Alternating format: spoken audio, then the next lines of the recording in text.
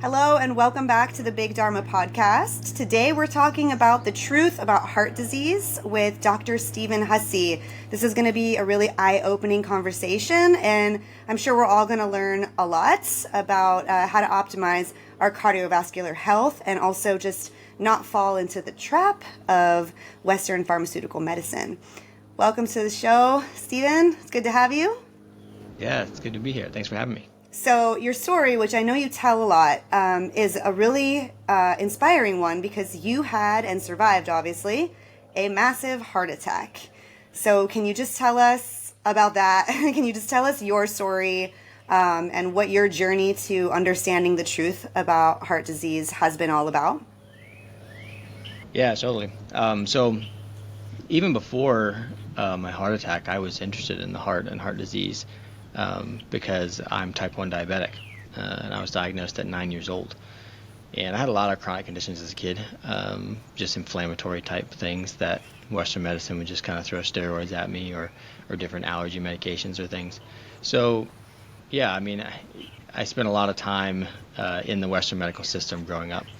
And so, but that kind of also pushed me and inspired me to, once I figured out in college that I could change the way I live my life and affect those conditions, to be interested in health.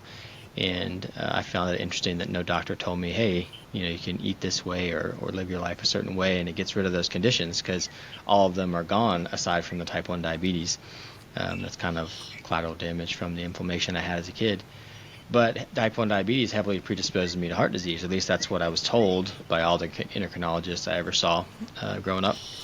So I always had an interest in it, and my ears always perked up when I'd learn about heart disease. So going through chiropractic school and getting a master's degree, I always tried to pay attention when we talked about the heart and heart disease, although what I learned in those formal educations is nothing like what I know now and like very contrary to what I know now. As far as like the true function of the heart and all this stuff. So anyways, I was always interested in health, but I was always very focused on diet and exercise. That was the things I could control, especially as a poor student. You can somewhat control diet, and I could always exercise. But there's lots of other environmental things I couldn't control and didn't really pay attention to. And so it was over 4 years now. When this happened, I had no symptoms of heart issues, never been diagnosed with heart disease. Matter of fact, I had a coronary artery calcium score, which is a measure of how much calcified plaque there is in the arteries of your heart, 6 months prior to this. And it was 0. It was a perfect score of 0. So that, if you look at the literature, puts me at very low risk for a heart attack. But 6 months later, here I am having a heart attack.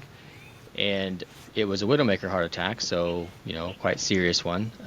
They found a 100% blockage of the left anterior descending artery, and so there's so many I guess there's so much information about that and the blockage itself, which we may or may not get into depending on which direction the conversation goes. But the story is that at that point, I'd been kind of studying my health my whole life and wound up in the hospital here with this massive heart attack thinking, what the heck happened? And, so at that point I was like, well, I guess there's stuff I don't know. So the first people there to ask were the physicians in the hospital.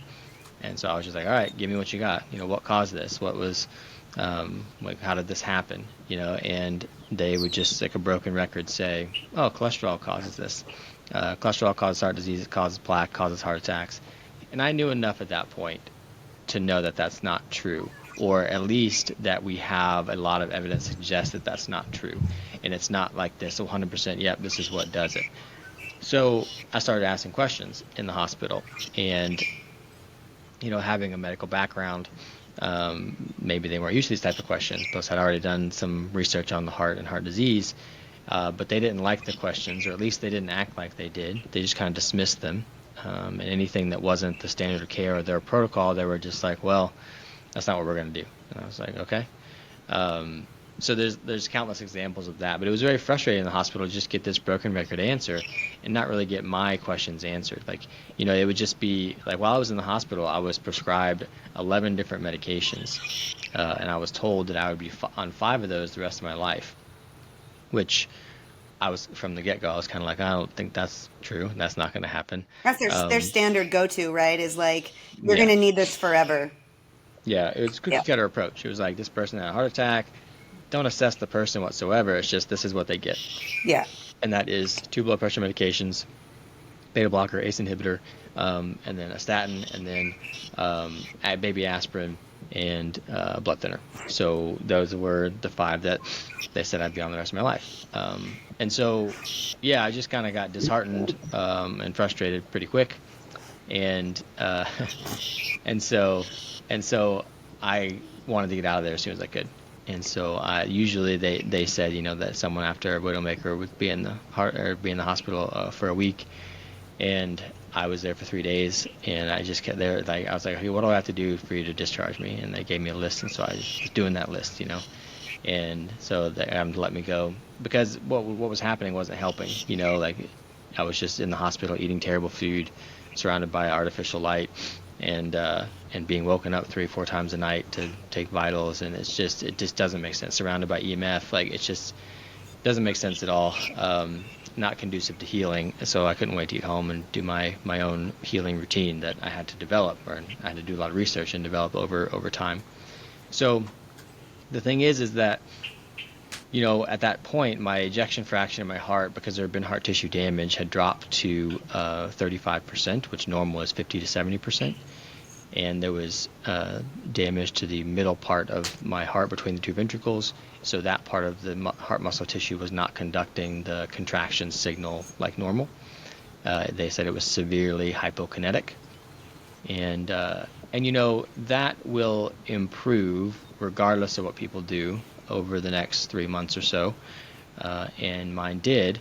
But they were saying that it will improve more if I took the medications, which I decided not to take. Well, the only medication I took was a blood thinner for 6 months because there's a stent in there, and that's a foreign body. I don't know how my body's going to react to that. So while that was incorporating itself into the artery wall, I took the blood thinner.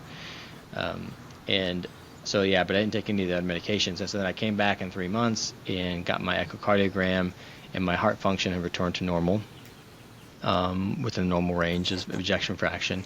And the loss of conductivity in that part of the heart had returned mostly to normal. And I haven't gotten an echocardiogram since, so I don't know what it is now. But yeah. And the doctor said, well, you must have decided to take your medications. Or he said, I'm glad you decided to take your medications. And I said, well, actually, I didn't. I'm just taking a blood thinner. And he was just like, oh, well, you're lucky. And so what I did start doing was using an infrared sauna. And at first I was using that because I knew they were scaring me about, you've got this heart tissue damage, you're going to develop heart failure. And so I was just like, all right, well, I know how to prevent heart failure. That's infrared light, because I knew about that. And so I started using a sauna, and then later I bought my own sauna, and that's one thing that I changed. But they didn't ask me that. They weren't concerned about that. They didn't ask me what I've been doing. They just said, "Oh, You're well, lucky. you're lucky." Yeah, you just got Yeah, lucky. Yeah, it's a miracle, and yeah, that's all. Yeah. yeah. Yeah. And so then maybe that was around the same time when I started being active again. And so when I noticed that if I would walk very fast, or definitely run, or anything exerting my body with my legs, my lower right leg from the knee down would have a tremendous amount of pain in it. And I was like, well, that's new, because the morning I had the heart attack, I did a very intense HIIT workout where I would sprint up a hill, drop and do push-ups to failure, and then do lunges to failure, or almost failure, and my leg was fine. So I was like, well, this is new. So I was like, do I have just had this clot in my heart. I was thinking like a DVT or something like that, deep vein thrombosis, or I was thinking compartment syndrome or something going on.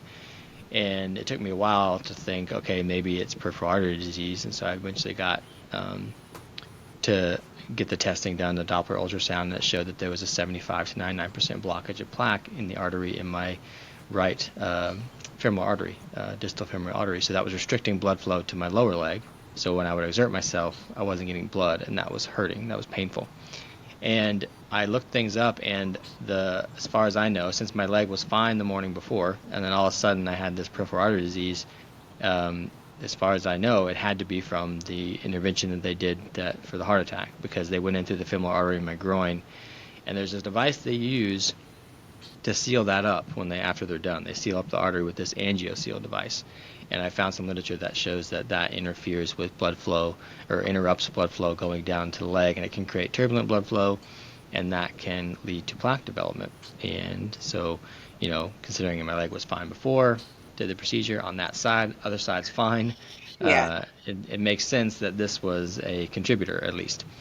And so I went to a vascular surgeon, and they said, well, it's not really interfering with your day-to-day. You just can't do some of the activities you like. So we're just going to leave it alone, because if we start messing with it, that's when things get worse. And I was like, okay, fair enough. And so I started doing my own routine again, and I did it more religiously, I guess, at this point, which we can talk about what that was, or what I changed. And a year later, I came back, got the ultrasound test again. It was only 50% blocked. And they actually did the test twice. The technician went out of the room, told the doctors, they said, do it again. We don't believe you. And so she did the whole test again, and it still was 50% blocked. And the vascular surgeon at the time said, well, we can't say it's better because we don't see these things get better. And I was like, well, we just saw that it got They better. can't And we even did the admit test it. twice. Yeah. Yeah. And so then I continued with my routine of what I did, and a year after that, I came back, and the artery is completely normal now. Wow. So there's no plaque in it. I reversed a 75 to 99% blockage of plaque in my artery in my leg. So I can run, I can snowboard, I can play soccer now if I want to, without pain in my leg. And then just recently, maybe a couple of months ago, I got a CT angiogram of the coronary arteries, and then I analyzed it via this company called Clearly, and my arteries are almost completely clean. So there's a very small amount of plaque in the right coronary artery, the RCA, that was there whenever they did the angiogram or the heart cath for the heart attack. So they saw that. So there's been no progression of that. And the stent is completely patent and open. So pretty happy with that. I'm keeping my arteries pretty clean. And I've done that. This whole thing, everything I just described to you, I've done that with LDL levels astronomically higher than what they call normal. So, Right. Yeah.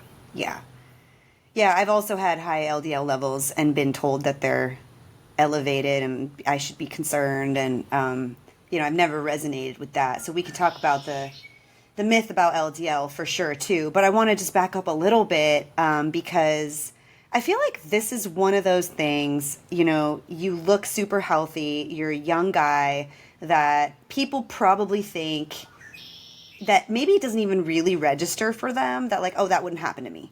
You know what I mean? Like a heart attack, especially a widowmaker heart attack, is something, we're post-COVID and jabs and, the landscape has changed. But I think generally people just think that's something that happens to somebody over 70 or at least over 60, right? Like, can you share how old you were when this happened?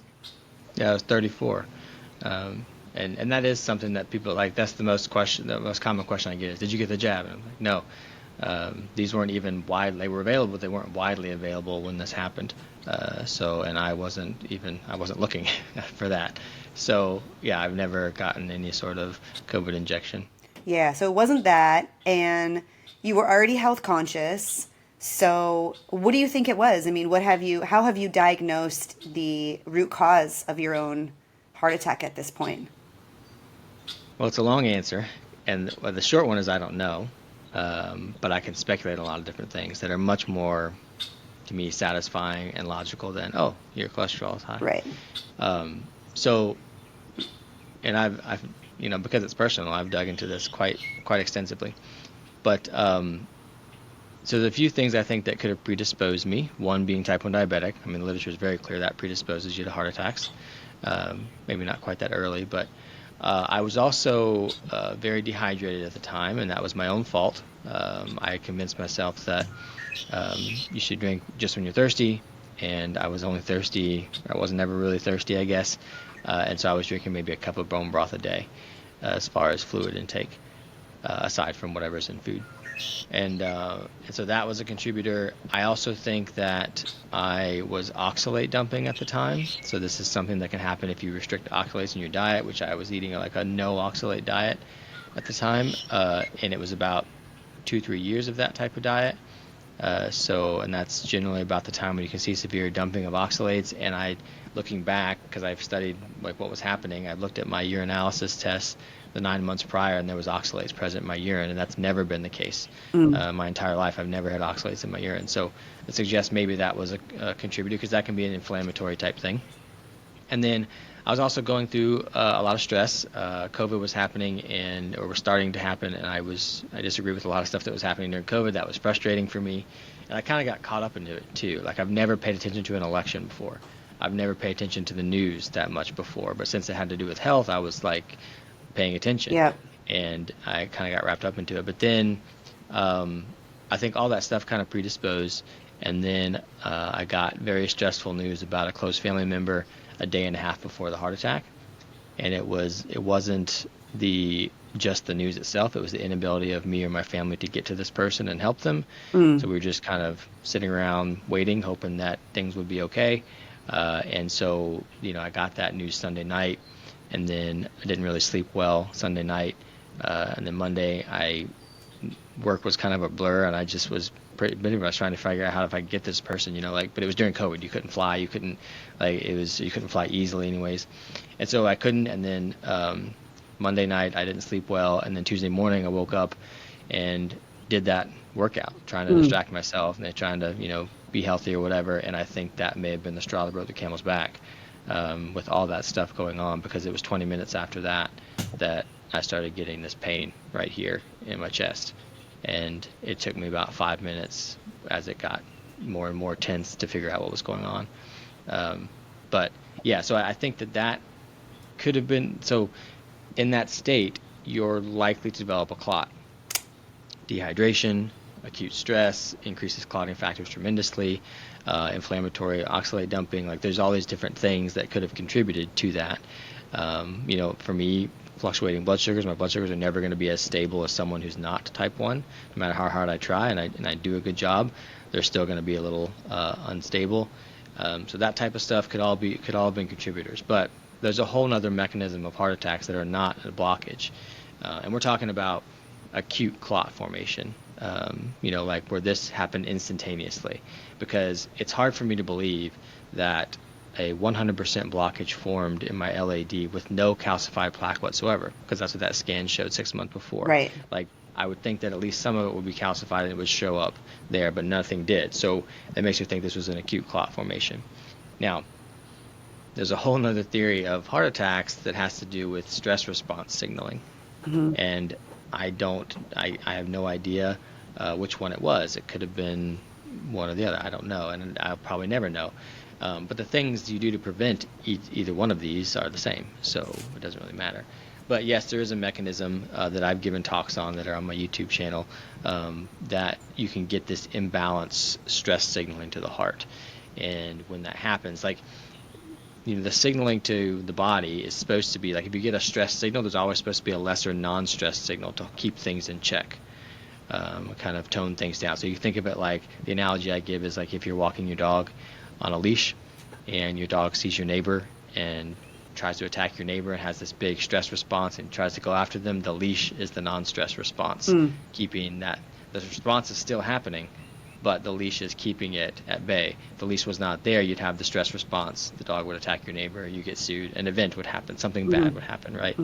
And so this situation can happen, it can play out in heart tissue, where we can get this surge in non-stress or stress signaling without the non-stress balance. And that non-stress can be inhibited by low-grade chronic stress, by inflammation, by various things. We can get this, people call it impaired vagal tone or whatever. And so when we get this surge of stressful signal to the heart without the non-stress signal, it can force the heart to burn more glucose than it wants to. So in a stress signal in muscle tissue, which is what the heart is, it starts burning more glucose. So your muscle, if you go for a run, it burns through your glycogen stores in your muscle, and that creates lactic acid buildup, and hydrogen ion buildup, which creates muscle burn, which is what we feel muscle burn when we work out. And so when this happens in heart tissue, it can create muscle burn, which is angina, which is chest pain. And if it goes too intensely or happens too intensely, then what happens is that lactic acid builds up in a certain area of the heart. And now when it builds up like that, it creates this swelling in the tissue.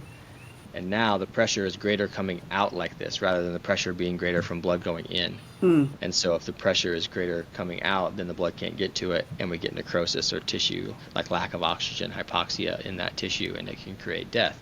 And there's very interesting things. If you look at the picture they took of my angiogram, where you can see this blockage, but you also see blood flow, you see blood after the blockage, and then the peripheral arteries, you don't see blood. So it's like, it doesn't quite match up. It doesn't make sense, which is just an interesting thing, and it's hard to see that without the visual.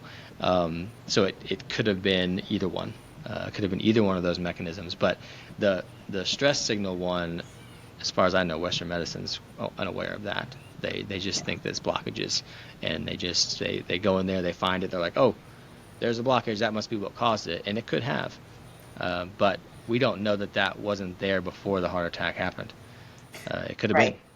Right. And the people say, well, if it was there before, why weren't you having symptoms? It's like, well, there's mechanisms behind that too, and we can talk about those as far as collateral arteries and what Dr. Giorgio Beraldi found. And again, this story can go on and on and on, and like all the different things I found and all the different things that medicine and cardiology does that don't match up with what the literature shows and what different scientists have found over the years. It's quite interesting.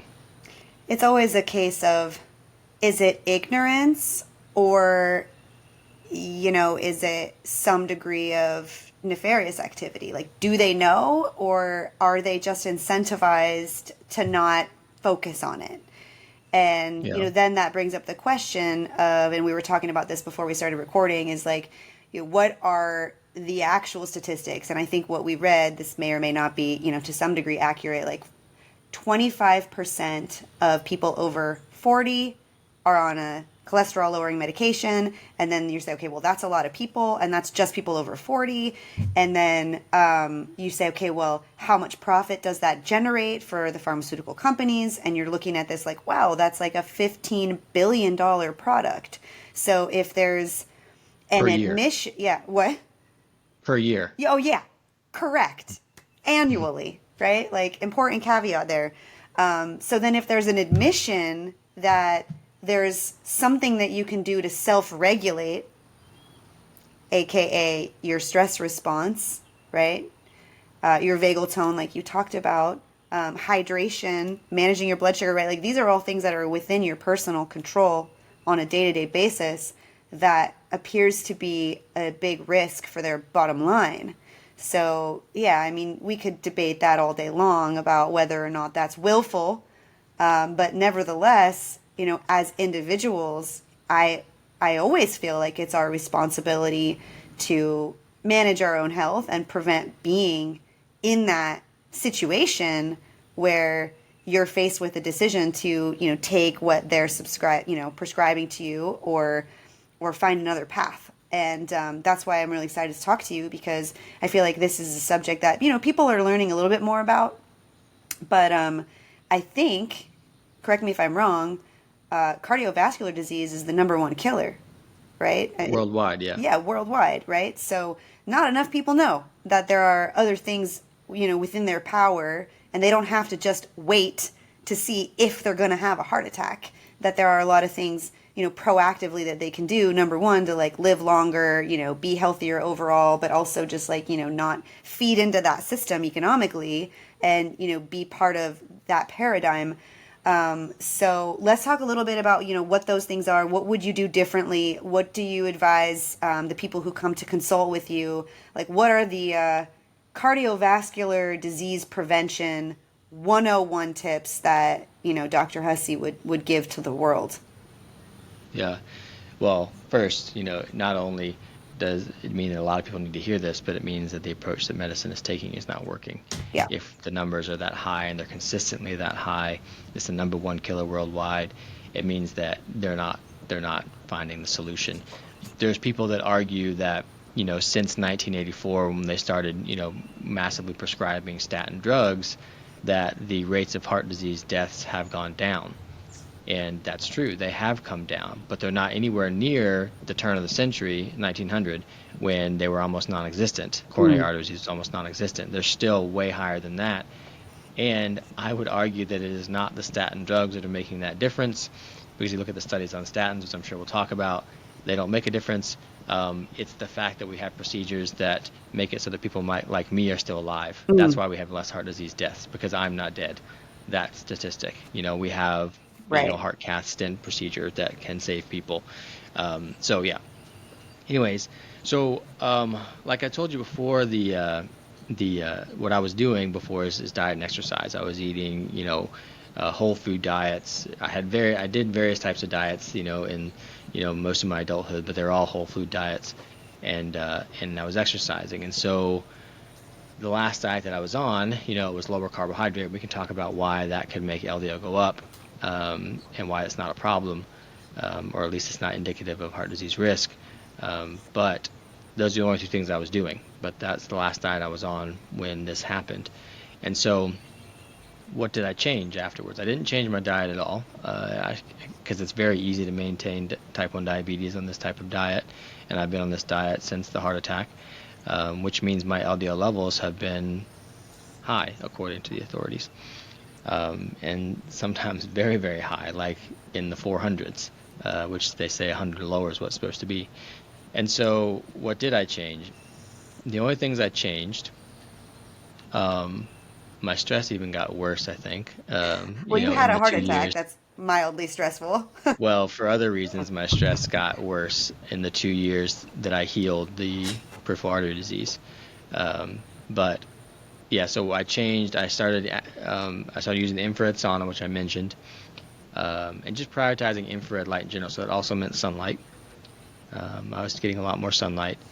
I'd always and I never really thought sunlight was bad for me, but I stayed away from it because I'm so pale, and I would burn really easy, which I've flipped the script on that. I don't burn very easy now.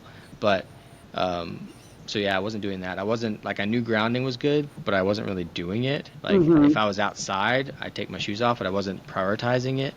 So I did that, and then I think the biggest impactful thing I did was I set my circadian rhythm. And at first, I started kind of doing it, maybe the first year, but then the second year, I really got into it and I really honed it. And so it's been 3.5 years of that, of doing circadian rhythm stuff. And so those are the things that I think made the biggest impact. And so originally, like I said, I was using the sauna to prevent heart failure, because they scared me about heart failure. I got this damage in my heart. You're going to develop heart failure. I knew what the literature says about infrared sauna and heart failure, and I knew how good it was. So I was like, well, I'm going to do that. And then after the fact, I found out all these benefits of infrared light, which comes naturally from the sun. It's always 40 to 50% infrared light. And vascular health in general, as far as blood flow, as far as protection of the lining of the artery, as far as keeping blood thin, so to speak, biophysically thin, as far as sunlight hitting your skin and you're literally making heparan sulfate, which is anticoagulant, all these different healthy aspects of sunlight exposure and infrared light exposure. So I found all that stuff after the fact. Grounding doing the same thing, because it's the same stuff, or it's the same kind of stimulus. It's just providing energy to the body. When you provide energy to the body, it's going to do good things, and it has awesome vascular benefits. And then the circadian rhythm piece,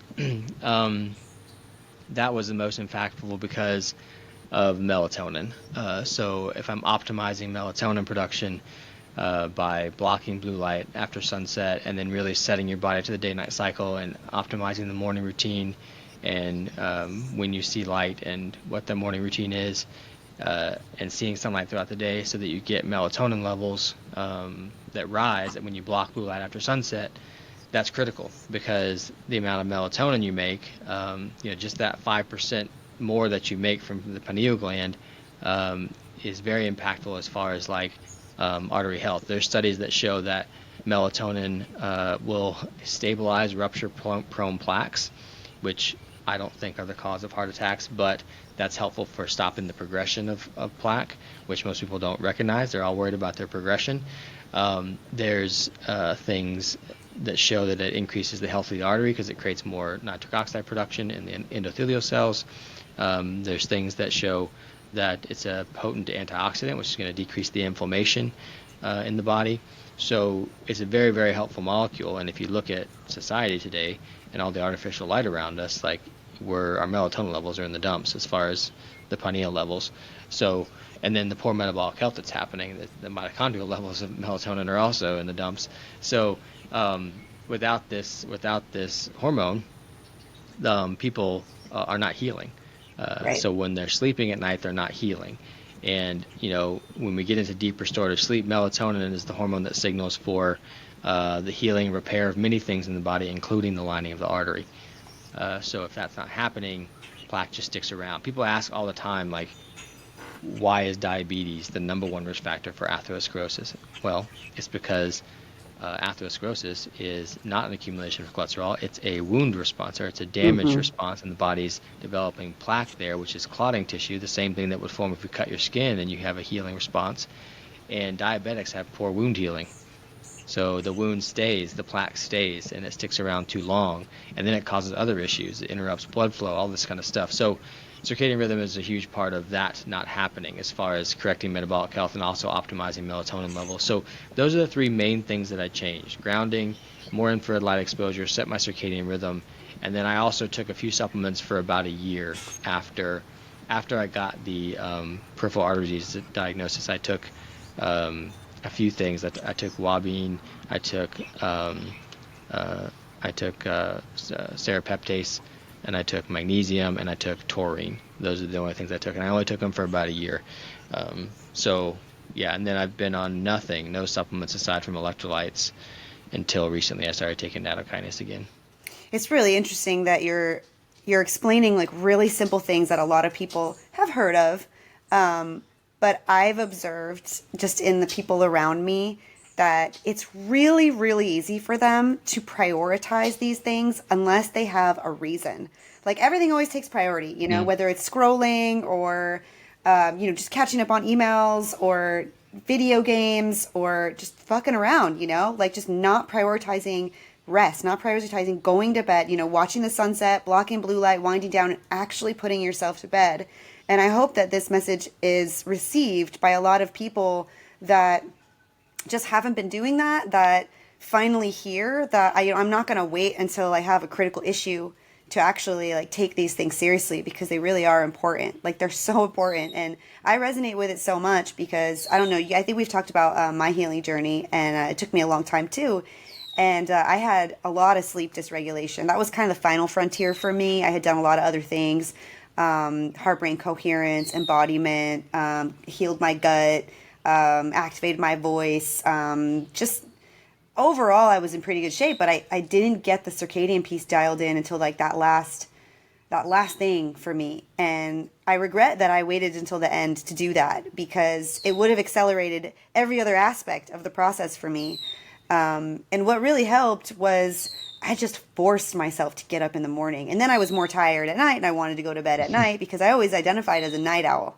Like I always just, I had the wired but tired thing going on. I would be exhausted but like couldn't rest, and it would be normal for me to be up till 2 a.m. and then like struggle to get up in the morning. And I just kind of thought that that's how I was, but I don't think anybody's really like that. I think that's a product of our lifestyle. So yeah, I hope people hear this and start to think like, okay, I can do this. I can, wind down and turn the lights off and actually take that seriously, because my life depends on it, because it does. So I think your story is really super important. Let's talk a little bit about cholesterol itself, because this gets just like beat over the head to patients over and over and over again. Like you talked about, your LDL is high, your cholesterol is high. Can you just like explain exactly what these molecules do? Like, so people understand, like, why should I care about what my numbers are? It's okay that my LDL is high. When should I be concerned? Like, what should people look for? What do they need to know? Yeah, well, oftentimes when I have clients, that's what they're coming to me for. They've got, well, and this is the first lesson here, is that they're doing all these healthy things. They're trying to live a healthy lifestyle, or maybe they're not doing those things, and they go to a physician of some sort and they get their blood work measured, and it shows that their LDL is high, or their total cholesterol is high, or the HDL is low, or something is off, triglycerides are high, and they're like, well, I don't want to do the medicine route because they know enough about the stuff that we've talked about, like how, statins are just big money makers, and everything. Well, they're also But mitochondrial poison, which we can talk about. Yeah, yeah, that's yeah. they're Well, not. after Yeah, we talk about cholesterol, we should go into yeah. statins. So they and then they find me and they're like, oh, someone who's got a different approach, and they're just like, what do I do about this? How do I fix this? And I'm just like, well, let's just look at it a little more closely and see if it actually needs to be fixed, because that's the most important lesson. And as I start talking to them and giving them information, I see it. I've seen it over and over again. They put their blood work down, and they're Yeah, like, okay, so what do I do? yeah. Because to me, a lipid panel, it, it really only tells us about metabolism. And I find it interesting that it's one of very few examples, and I can't really think of too many others, where you find something that is out of range on blood work and the person has absolutely no symptoms, Right. Right, right, none right, at right, right. all. Because Like, it's no, an arbitrary range. We could talk about that too. Like, who said that that was high? Who said that that was right. bad? Well, there's a whole backstory behind that too. But yeah, but like, if someone has a fasting insulin that's high, they may not know that, but it's very likely they have some extra weight on them. They have other signs of poor metabolic health. Or if someone has high inflammatory markers, they may not know that, and they get it and say, oh, they're high. It's like, well, you probably have some signs of inflammation, some things that are not normal. You shouldn't have, even if it's common today in society, you shouldn't have those. And so you can always kind of correlate to those things. Whereas with LDL being high, there's no symptom you could see Right. You're not externally. suffering So from it. Yeah. right. So we're not when we talk about this lipid panel, we're treating a lipid panel, not a person. And we've convinced ourselves as a society that, well, pharmaceutical companies have convinced us that this panel needs to be a certain level, and that will decrease your risk of disease. And so we're treating the level, which it makes no sense. It's not logical. Um, Humans wouldn't have made it this far if there were levels of things that could get out of control without any signal to the body that something was wrong. It just doesn't make sense. So that's the first thing. So what are lipoproteins? So lipoproteins are what we call, like, LDL. It's a lipoprotein, and there's VLDL, and there's IDL, and there's HDL. There's lots of different lipoproteins, and they have these different roles. But their main role is to carry, nutrients or things. Like, they carry cholesterol around, they carry fatty acids around, they carry fat soluble vitamins around, and they deliver these things to tissues. So they're like these little buses that that drop off things into the cells, and so they're delivering nutrients.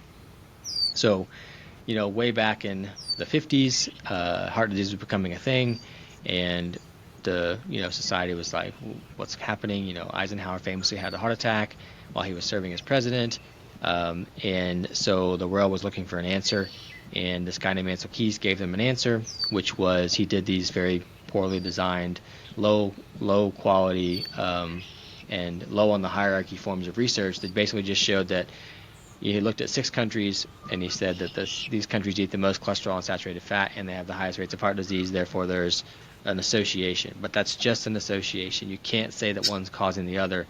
And there was data from 22 countries available at the time, and he picked the 6 that gave him the correlation. And so he cherry-picked the data. And later, maybe I think it's like 5 years later, 2 scientists repeated the study and used the data from all 22 countries and found there was no correlation whatsoever. But the theory had taken off because the food industry, the processed food industry, was like, that's a good thing to convince society that saturated fat and cholesterol are bad. Now we can sell them all these grains and sugars.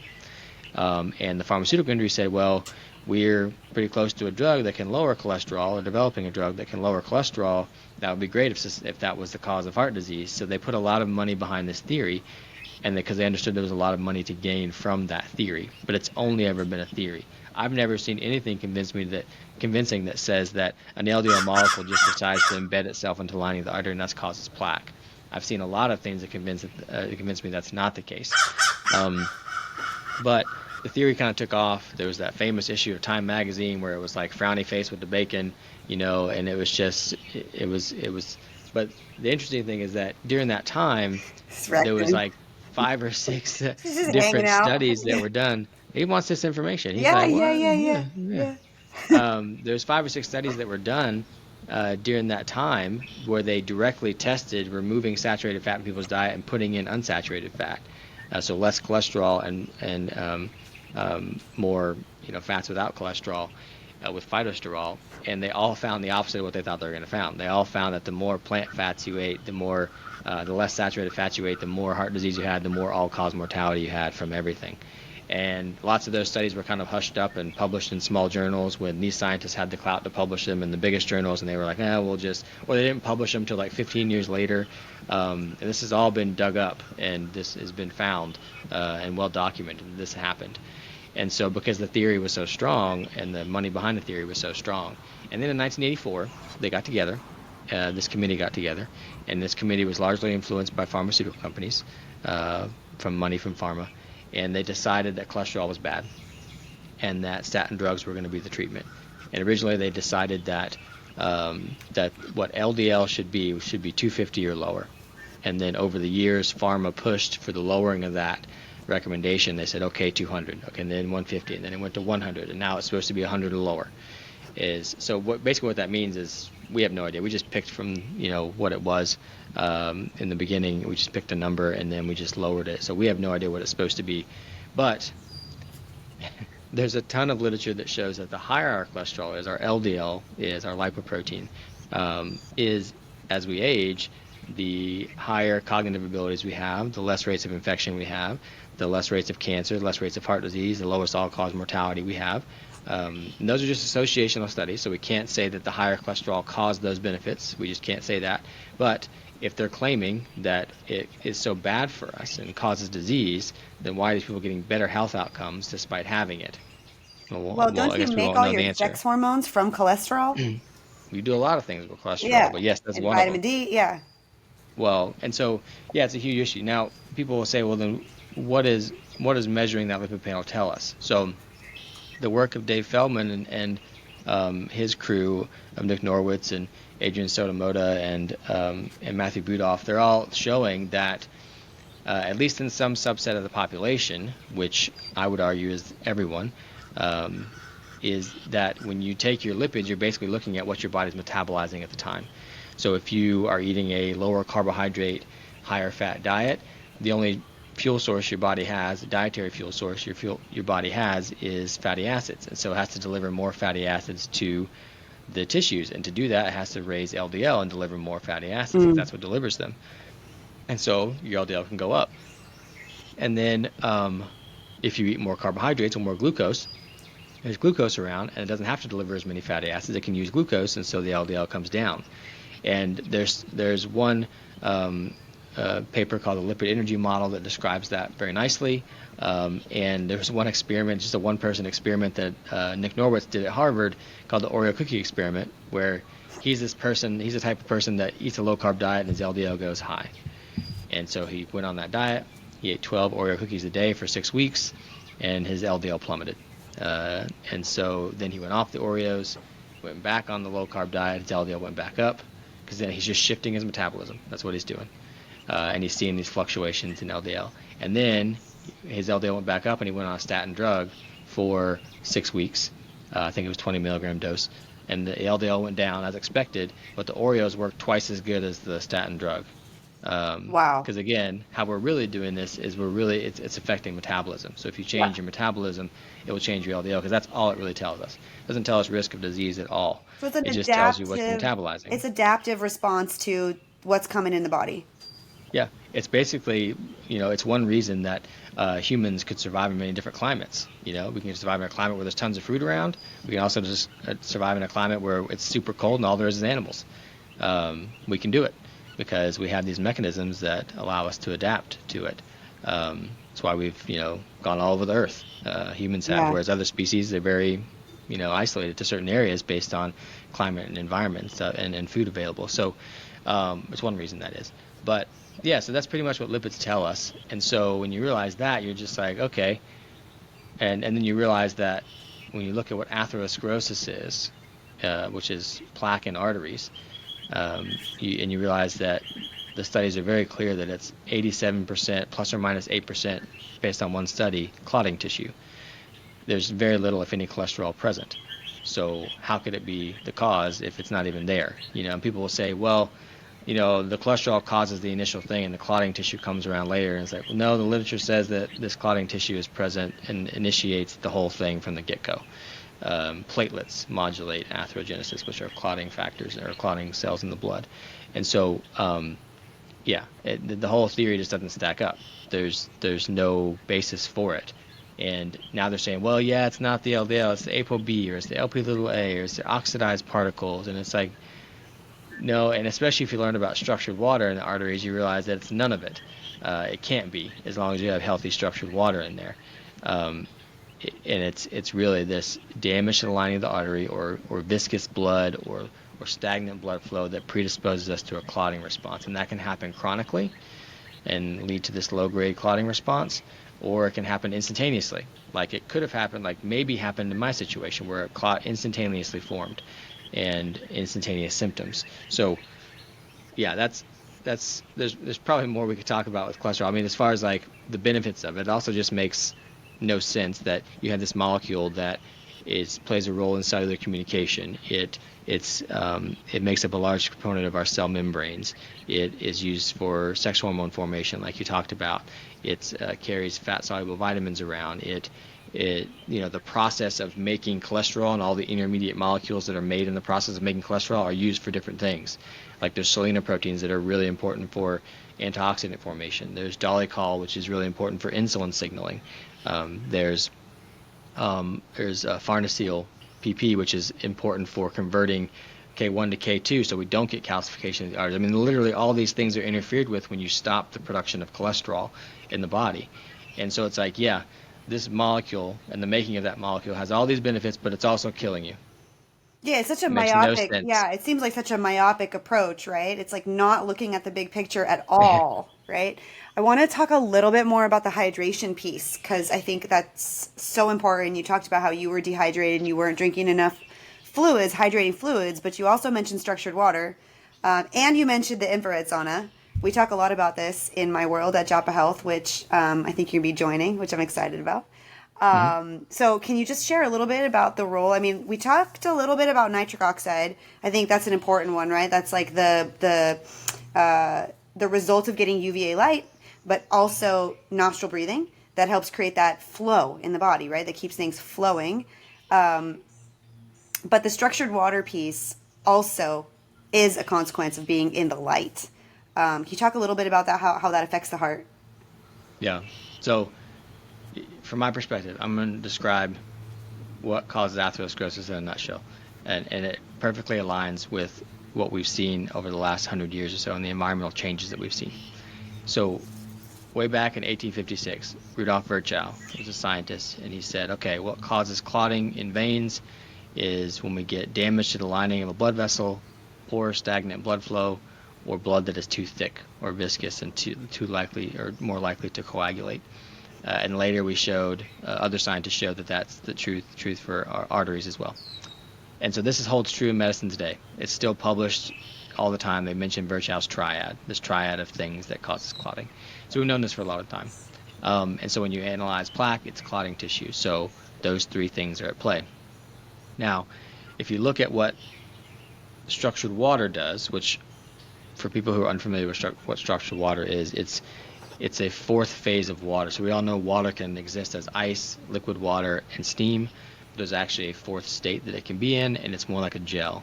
So you can think of like Jell-O or raw egg white. It's kind of this jelly-like material. And most of the water in our bodies is that material, which is why I feel like a gel and I bounce right back. But it does exist in the arteries as well. And they've shown this. They've proven this in Dr. Pollack's lab at the University of Washington. And so structured water has some unique properties. So the blood is about half water.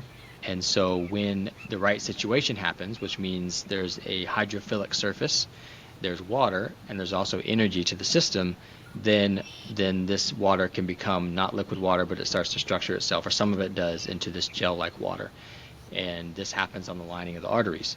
And other scientists that are not Dr. Pollack, because everybody says, well, it's just one scientist. There's plenty of other scientists that have found a cell-free layer on the lining of the artery. If you just type in cell-free layer into PubMed, there's tons of literature in the microvessels and in the arteries. And so this cell-free layer is structured water. And the reason that it's a cell-free layer is because one of the properties of structured water is that it excludes things that's not it. So it's also called exclusion zone water. And so what that means is that only very small hydrated ions of minerals can penetrate it, and anything bigger than a potassium or a sodium ion cannot penetrate it, which that means lipoproteins are way too big, red blood cells are way too big, bacteria, even the protein albumin, which is the smallest protein in the blood, it cannot penetrate easy water.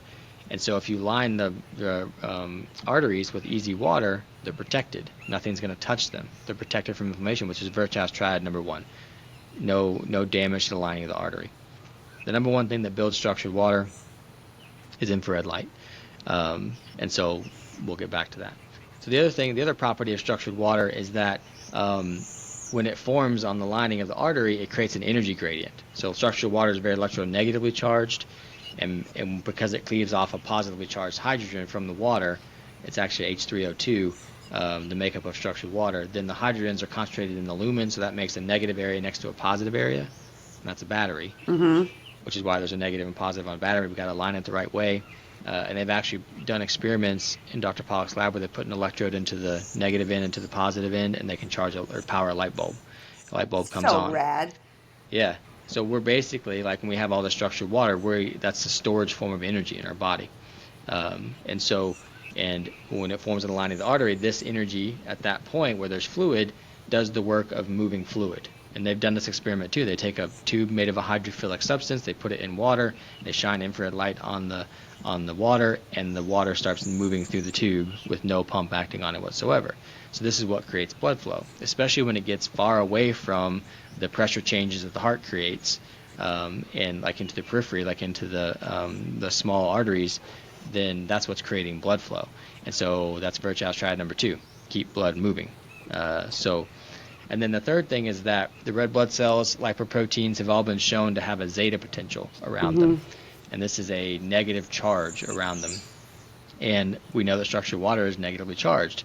And we know that lipoproteins and red blood cells and anything in the blood is a biological surface, which is hydrophilic. So the structured water forms on them, and that's likely what's giving them this negative charge. And so when things are all have a similar charge, like charges repel each other. Two same ends of the magnet don't come together, so they repel each other, and then everything stays evenly spaced in the blood. And it's moving because the structured water is creating motion of the fluid, and they're all kind of moving together because they're electrostatically attracted to the positive charge of the hydrogen ions in the blood, but they're negatively charged, so they're kind of attracted to that, but if they get too close to each other, they repel. So everything just stays like train cars hooking through the blood, kind of like that. But it keeps the blood thin, so to speak. It's the biophysical way of thinning blood rather than interfering with clotting factors like aspirin and blood thinners do. And so that's Virchow's triad number 3. Keep the blood less coagulable, less likely to clot. And so structured water does all 3 of the things that prevent clotting. And so what we see or what has happened in society is we've largely removed the source of infrared light, which is the sun. People are trained to be scared of the sun. We've also, since the invention of fluorescent lighting, which is brighter indoor lighting, which happened in the 1950s when heart disease was skyrocketing, just an association, but interesting. We saw people moving indoors, living indoors, and like the statistic now is like it's estimated that 93% of the time people are either indoors or in an enclosed vehicle out of infrared light. And the indoor lighting we're using, LEDs and fluorescents, has no infrared light, whereas before we're using incandescent and fire, which had some infrared. But we've removed that source, so we're removing the thing that protects the artery from clotting, right? We just talked about that. Then, without that, the 50s and 60s is also when we get this boom of processed foods. And so we're getting toxic seed oils more. We're getting all these toxic chemicals added to our food. We're also getting more toxin exposures, from plastics and all this different stuff. So now we're adding insult without the protection. And then the insult happens, the damage happens, the stagnant blood happens, we get this clotting material, and then we have an epidemic of type 2 diabetes that we already talked about interferes with wound healing. Now the body can't heal. We also have an epidemic of disrupted circadian rhythm because of the artificial light, and now the body can't heal when we sleep That's the recipe for atherosclerosis. Now, what that means as far as like heart attacks, we can go further into that, but I'll pause there, and we can go from there. I mean, it's such an important topic. I don't even know where to go next, truthfully. You know, you had no symptoms prior to the day of, or let's say the day before. Yeah. So, so is there a way in your mind other than to assess lifestyle to determine whether or not somebody has a risk factor for heart disease or atherosclerosis, like a heart attack? I mean, if they're just looking at their lifestyle and saying, okay, am I getting enough infrared light? Am I hydrated? Do I have those three things, those three phenomenon happening in my life? Is there any other way in your mind? Okay, so we're not going to look at the lipid panel. All right. Um, so there's some things you could probably measure that will tell you, give you some information. But what I like to tell my clients is that testing can be useful, but it really can't determine risk in the way that we want it to, right? It can tell you if you're on the right track or if things are really bad, and hopefully that maybe that'll motivate you to change or something. But then you have to be told the right things, the right ways to change, I guess, which depends on who you're talking to. But that one snapshot in time of a blood work panel, like that's going to change 5 minutes when you walk out of the lab in a different environment. It's going to change. You know, you could measure clotting factors in the blood. You could measure erythrocyte sedimentation rate, which is how readily the red blood cells clump together. You could measure all that stuff, but that was one snapshot in time, and it's different now, and it's been different, 1,000 different things since you got that test, which is why like a CGM is really useful for people like me because I can get real time, and that's a game changer for a type 1 diabetic. But, people are talking to me all the time like, well, my LDL is this. I'm like, it is not that. It was when you got that taken. It has changed a million times since then, and it will continue to do that. So, like I said, if you have really high inflammation or your fasting insulin is high, like those are never good. You don't want those ever, regardless of how much it changes. So you can get an idea of like if some things are bad, but what really determines risk is what you do from that point. The environment you put your body in starting then. That's what really determines risk. I mean, you could get imaging of your heart, a CAC score or a CT angiogram, and people like all the time. I can't believe how much cognitive dissonance there is and how much lack of thought there is in cardiology. In some of these, not everybody, but like in some stories I hear, like I have clients that'll just say, yeah, I'm just getting some scans done. I turned this age and I'm getting some scans done, and they found this significant blockage in my it's like 80% blocked, and I'm like, do you have any symptoms? And they're like, no. And I'm just like, well, so you're telling me you're operating with 20% of the blood you need to a certain area of your heart and you have no symptoms? And they're like, well, that's what they say. And so and then they say, I want to do an emergency heart cath and place a stent or do a bypass or whatever like that. It's just like, clearly the body is taking care of it, and I can explain how it has if we want to go into that. But yeah, so like testing can be useful, and it can, like, testing is to me only useful if it dictates what you're going to do, like it tells you do this versus this as far as the treatment, or it motivates the person, which I find is for the general population that is the motivator, so it's very important, and as long as you have the right person interpreting it for you. And then it also helps you stay motivated too. Like if someone was just like, man, is this working? Like, it may be making a difference, and you can see your fasting insulin drop. Like, yes, it is. Keep doing it. Like, stay motivated. So those are the reasons that I would harp on testing. Otherwise, I would much more rather focus on environment, and say, but that's why like testing is never really worth it unless you have somebody who's telling you what to do about to change the environment, which is super important to have those things together, because if you don't, then you're going to get lost. And that's what most of my clients come to me with. They're just like, I got this testing and I know that what they're telling me is not what I want to do, but I don't know what to do. And it's just very confusing for them. And so, yeah, like that's the testing spiel. Yeah, that's the whole Japa Health model. Exactly what you described is like explain what the tests actually mean in the context of how you're living your life and what you can do about it, whether or not it's a concern or not. Just because it's saying hi from the lab range or low from the lab range doesn't mean it's a cause for concern. Would you say that it is a cause for concern if LDL came in very low?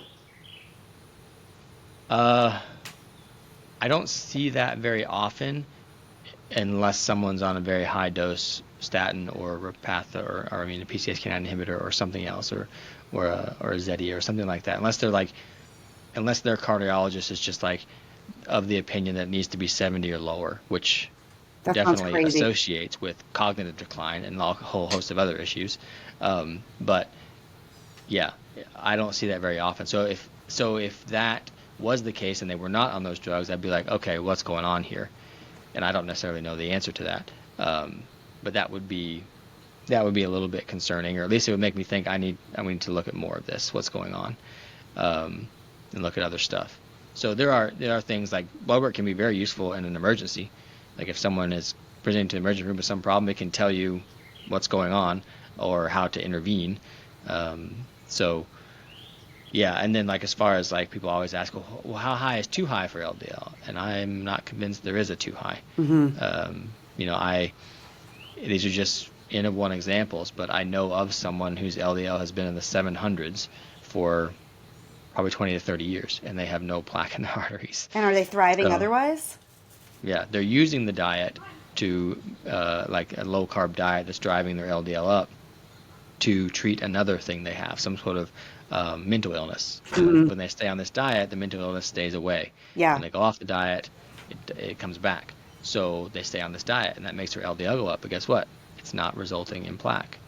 It doesn't mean that will be the case for everybody, but even if it did, I don't think it would be because of the LDL. I think that there are many reasons for plaque, many reasons, and that's the thing. Everybody thinks it's about diet and LDL, and there's so many different reasons why you could get damage to the lining of an artery. And so with like my clients, that's what I help them do. I help them say, okay, let's check off this, let's check that off, let's make sure these are not the sources, and go from there. And then how do we make it irrelevant going forward?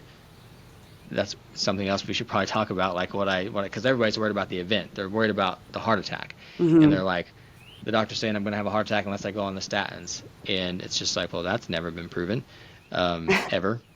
But the fear is like very infectious, right? That alarmist message tends to capture people, yeah, right? even just look at the blood work. It's got the red on there, and you're like, Yeah. oh, With the H, the big H, high. Like, yeah, high. It's Yeah. like this alarmist thing, and it's just like, well, those are just, so we talked about how people can go on low carb diets and the LDL can go up. Well, when we determined what normal was, it was much higher than what it is normal is now, but it was also done in a population, like the standard was done on a population Right. that's eating a carbohydrate-rich diet. Right. And we just showed that if you're eating carbohydrates, your LDL is going to be generally lower. Right. So how do we know what normal is? We don't. Yeah, you can't compare yourself to that population if you're not them. Right. Yeah. What about HDL? So HDL, I mean, it's said to be good, right? And it is like kind of a scavenger. It kind of goes and mops up damaged particles and stuff and takes them back to the liver. So in that sense, it could be a good thing, but I don't necessarily think it's like this wonder. I mean, first of all, it makes no sense that one's good, one's bad. Like these are Right. both things that your body makes. Like how can it be good and bad? And they kind of trend, like it's you have a VLDL, which is this huge, or you have a chylomicron first, and then you have a VLDL, and it's just like as it loses the lipids and the energy and the cholesterol in it, it gets smaller and smaller. And the LDLs are said to be bad because they stick around too long, and if they stick around too long, they get damaged, and then they end up in the lining of the artery, which is not true. Not from what I've seen. I've never seen anything that shows that there's this huge accumulation of those, and if there is, it's a very small amount, because it's just what's around whenever the clot forms. It gets stuck in there, and then eventually becomes an HDL, and that's this high density, so it's very small, compact, right? And so that's there, and it can go like mop up other ones. It can take on other ones and take them back to the liver to recycle them. So yeah, and then like the one useful thing you could get from a lipid panel is the triglyceride to HDL ratio. I was going to ask that next. So yeah, like so you could measure that, and that can give you some sense of if you're metabolically healthy. But there's a caveat here, is that for triglycerides, you have to make sure that you're fasting long enough. I would say at least 12, if not 14 hours. You want to be fasting to make sure the triglyceride drops. Mm. And there's other caveats here too. If you've got any kind of slow digestion, then you're just leaving lipids in the bloodstream longer, or digesting them over a longer period of time, so more showing up. So like there's all these caveats to blood work, and like taking this blood and thinking that we can completely understand all physiology by taking one tissue in the body, one snapshot in time, doesn't mean it's not useful. It just means that we have to understand it in that context. Yeah. And use it in that way, but not as this end-all be-all, and use it to guide us to the correct lifestyle intervention, which is not take a pill and don't worry about it. That's not the 'Cause answer. Yeah, that's not that's the never answer. going to work, and No. it's showing that it's not working. We're like, I mean, it's just kind of an observation, a big picture observation, but America, we take like 80% of the world's drugs, and we're the sickest country in the world. If drugs make people healthy, we'd be the healthiest. Yeah. And we're not. It's Yeah. not the solution. You've got to change your environment. You've got to change the signals your body's getting. So yeah, I mean, and just being myopic about the lipids is just a huge mistake. And then people will say, well, it's the ApoB, isn't it? And it's like, no. I mean, the same studies that show that ApoB is associated with heart disease are the same type of studies that show the LDL. And like if your LDL goes up, a certain percentage of those LDL molecules are going to be ApoB molecules, because that's how it works. And so your ApoB is going to go up by default. It's not like anything's wrong. It's just that that's what the metabolism is showing right now. I mean, the And other thing then, is like the oxidized LDL. yeah. So oxidized LDL is like basically it's been damaged. The particle's been damaged, and so that means it's lost its zeta potential, because the zeta potential is what protects it, because nothing can penetrate that zeta potential because it's structured water. So if you've got oxidized LDL, it means that you have low structured water in your body, and things are allowed to damage the lipoproteins now. And same with small dense particles. If it's damaged, it's going to get smaller and denser. And so we got to prevent that by building structured water.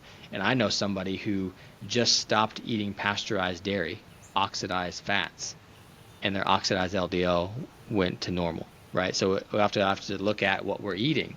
Are we eating damaged fats? Yeah. That's the other aspect of this. Damaged animal fats, I would say. And I so there's never that. made And that then association myself between I've never like pasteurized seen any dairy. study on that, but I Yeah. have one person in particular that did that experiment on herself, and she was just like, that's the only thing I changed. I stopped eating pasteurized dairy, Wow. and my oxidized LDL went to normal. Well, in my house, we eat a ton of raw dairy. Hmm. We're making raw milk, raw cream, ice cream all the time, which is important for the K2 in the diet, which you talked about. Yeah. Hmm. But also it has like the whole microbiome in it. And anyway, that's a different conversation, but that's a wow for me. That's a Yeah. big It's light bulb very moment. interesting for me too. Yeah. And it's just like, Yeah. that's like a direct line to having oxidized fats in your bloodstream, that can potentially contribute to this oxidized LDL lipoprotein. Like those oxidized fats are packaged in that lipoprotein. Maybe they're damaging the lipoprotein. Now we have an oxidized LDL. And then everybody talks about Lp(a), which is just an LDL molecule with a little A protein on it, and it has been associated with higher rates of atherosclerosis, but it's not because it's causing atherosclerosis. It's because Lp(a)'s little job is to prevent the breakdown of clotting tissue. So if I you see. are developing clotting tissue and you have higher Lp(a), which some people genetically have higher Lp(a), then yes, it's more likely that clotting tissue is going to stick around, and you're more likely to have plaque development. But that's contingent on the clotting happening in the first place. Right. So if you stop that from happening, what your Lp(a) is not relevant, or it's not going to So play that's a just role. evidence that you're having a clotting problem, Yeah, yeah. not And that then it is if the you're cause of the problem. right, yeah. Same with it's like you're blaming the firefighters for showing up at a fire. Yeah. Oh, it was their fault. Yeah. Yeah. Yeah. They're always here every time, so it Yeah. must be their fault. Yeah. You know, Yeah. Yeah. yeah.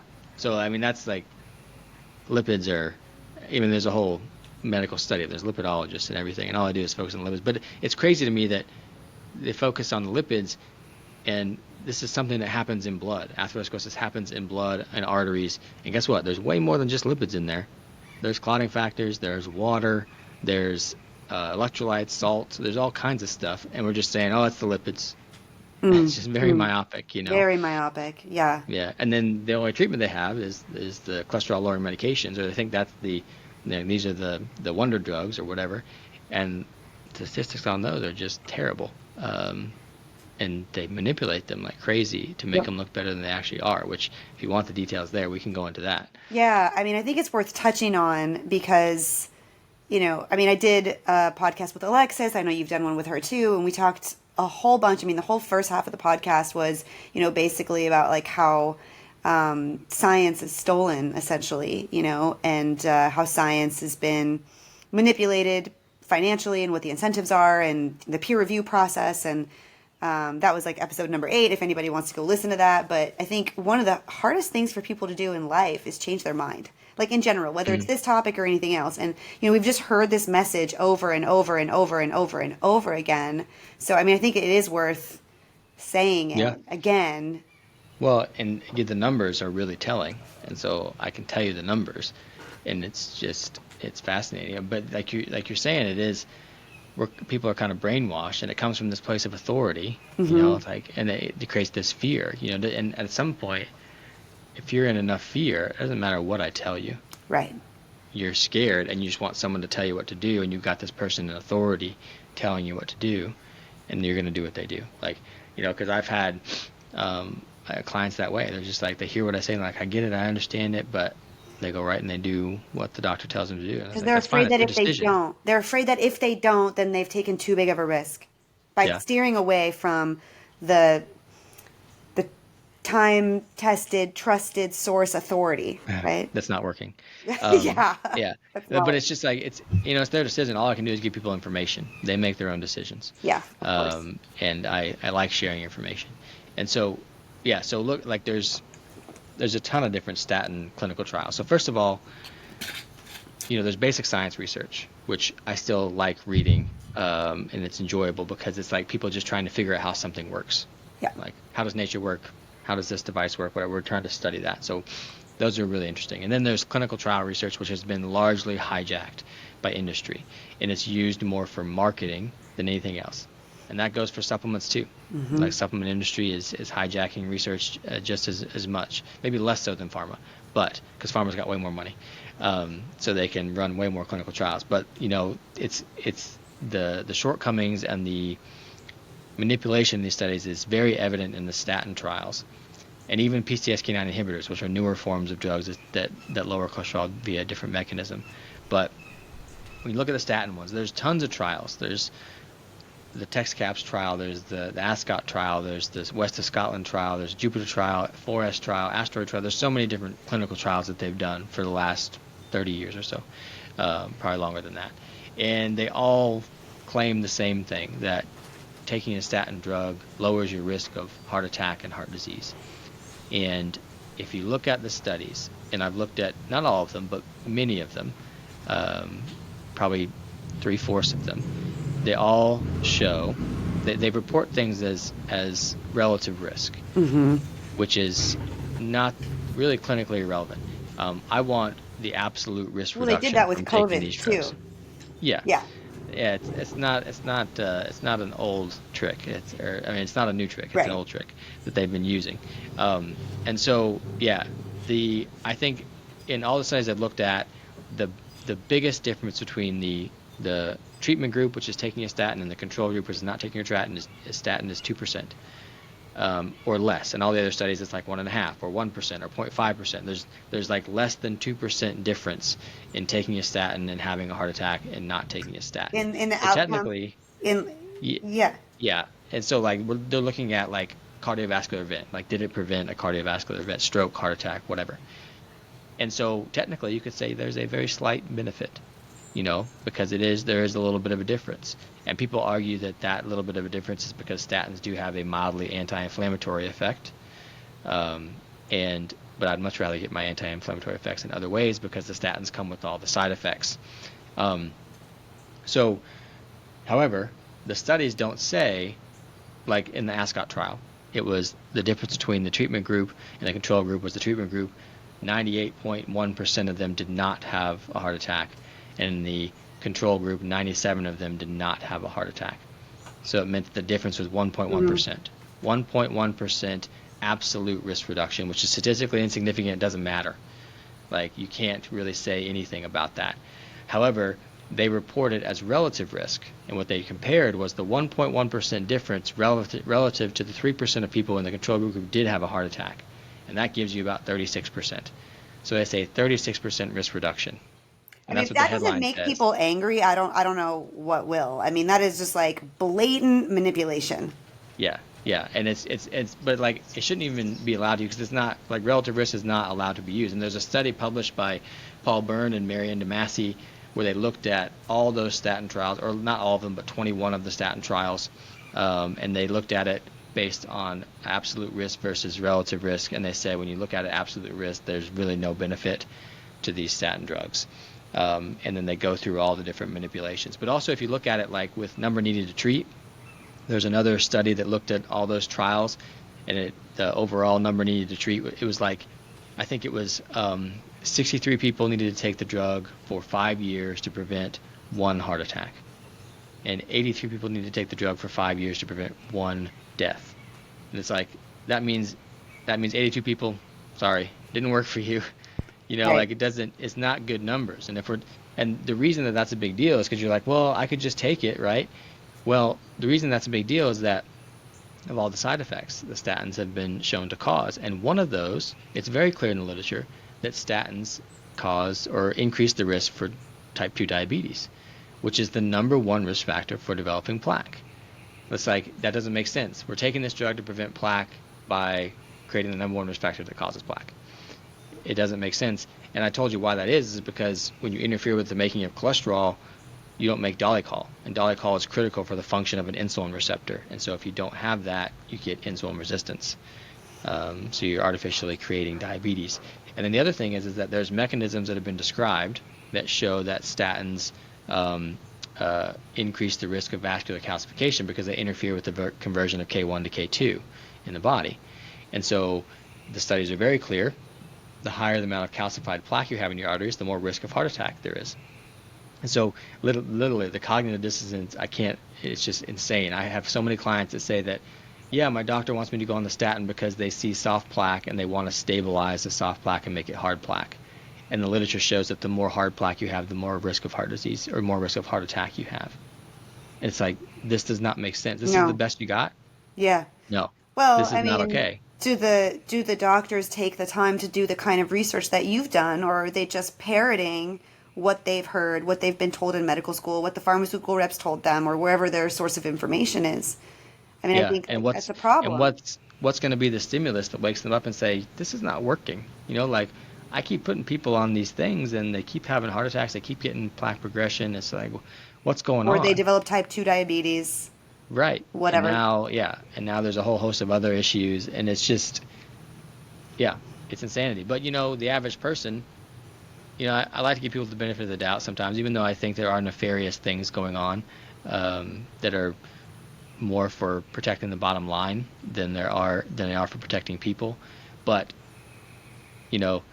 shame on people in the medical system not asking questions. Mm-hmm. But at the same time, I get it. People have jobs and lives, and they probably got 4 kids, and it's just like they're just trying to get through their day. Like, I understand that, and that day in Western medicine is probably not very conducive to relaxing or being healthy. Well, it takes a lot of courage, But I think. I think some of the biggest heroes out there are conventionally trained doctors that, have spent who knows how much money to go through their education and probably a lot of debt.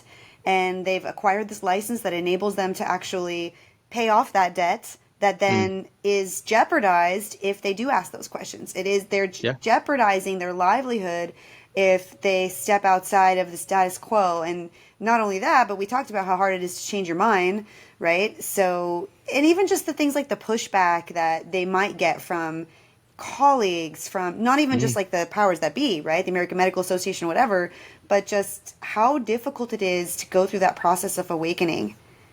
It's not an easy one, even if you it's want not. to. And especially if you have a family, Yeah. that is also going to suffer. It's not just you. Right.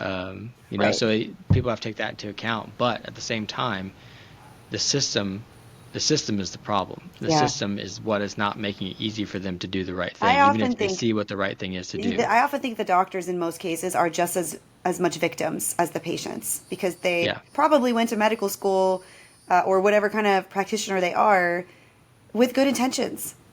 Yeah. Well, I always say that it's the insurance companies, pharmaceutical companies, and hospital systems. They're the three that are just passing the money around Yeah, between the them, government agencies are right? in bed with them Yeah, too. yeah, Yeah, yeah. yeah, And they like have, this. That's the other part of it, that all the laws are in place to protect those entities, those businesses. There's more laws protecting businesses than there are people, and so, which is great for capitalism, but it can go too far, I think. And so that's the system of those three things, and then the doctors are stuck in that system, right? And that's how they make a living, and they make yeah, good livings doing that. And it's very hard, like you said, to wake up and choose to remove yourself from that system that's providing for you and your family, yeah. and paying off your debts and things like that. And trust me, I'm a chiropractor who does not have a six-figure job waiting for you when you leave school with just about the same amount of debt as a medical doctor. And so I get it. Um, and then you have the patients on the other end of that, that Yeah. are completely removed in the whole system. And as long as you play along in the system like the doctors do, you get rewarded, and the patients are left out here Yeah. with poor health and no answers. The doctors And have that's poor that's health the too. problem. Yeah. The Oh doc, yeah, because doc, yeah. they're working in an environment that's incredibly, I don't know whose idea it was for 24-hour shifts for the doctors. Like, that's just stupid. Like, It A, it's really, bad for their health. B, it's like, I don't want someone who's been awake for 23 hours yeah, taking care of me. yeah. Absolutely not.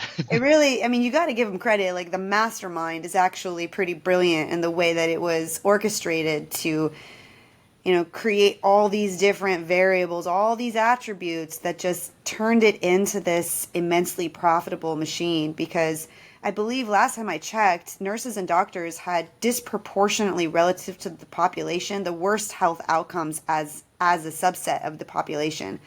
Yeah, Yeah. yeah, Well, but like, just that right there, those long shifts and everything, it's just like, and we're yeah, sitting here wondering why medical errors are so common. yeah. They're the third leading We're cause of death. Yeah, because we're depriving our healthcare workers of adequate sleep, um, and giving them a terrible environment full of fluorescent light and all this stuff. So, anyways, um, yeah, but that's the statin story, and it's the same. We're getting the same data with the PCSK9 inhibitors. They lower cholesterol by a very different mechanism. So people think, oh, maybe they're a little better, and it's like you're still depriving your body of cholesterol. And the early studies are showing trending toward harm, as far as like increased risk of mortality with those. I mean, but it's the same flawed mechanism, is that we can just change this one biomolecule in the body and prevent a whole disease process. Yeah, That's not how the body works. yeah. Again, myopic. What is your perspective on the concept that the heart itself is a valve and not a pump? Um, I would say the heart is a so the term "the heart is not a pump" gets thrown around a lot these days, Hmm. and I don't necessarily agree with that statement. I do not think it's a pressure propulsion pump, which is what is taught in school. Like, it's what I was taught in school. It's what all medical students, anybody who studies physiology, is taught, that it's a pressure propulsion pump, this system that sucks in fluid from somewhere and forcefully pumps it out somewhere else. And there's just no evidence for that. Um, and so I would argue that it's more like a hydraulic ram pump, which is a type of pump, but it's very different than a pressure propulsion pump. And hydraulic ram pump is flow activated. So Hmm. it really only functions if there's fluid flowing into it on its own, which we talked about, how fluid can flow, or blood can flow on its own. And there's other mechanisms by which blood flows. And so the heart does do a very small amount of like pressure propulsion pumping, but it's no more than enough to kind of push and gently guide the blood out of the chambers of the heart itself. Um, so yeah, it functioned more like a hydraulic ram, or two hydraulic rams put together. The right side and the left side are two separate hydraulic rams. And I didn't know what a hydraulic ram was when I first heard the term. I had to go look it up on YouTube and watch videos and tell me what a hydraulic ram is. But now it makes sense. And in my book, I show the analogous structures between a hydraulic ram and one side of the heart, and how it makes sense. There's a few differences in that the heart has a contraction mechanism from electrical signal from the brain, whereas what creates that in a hydraulic ram is just a buildup of pressure that eventually pushes it back down the other way. So yeah, and the atria don't have a spill valve like a hydraulic ram does, but other than that, it functions just like a hydraulic ram. And there's a really good book called The Heart and Circulation by Dr. Branko First, who is probably the most comprehensive source, and it's not fully comprehensive because I know literature that I know of that's not in there, but it's the best read, I guess, for people who want to understand all the evidence there is for this idea that the heart is not a pressure propulsion pump and that blood moves in other ways. And that's very relevant, though, to understand that, because if you don't understand the function of this heart and how it truly functions, how do you understand when it dysfunctions, like in heart failure?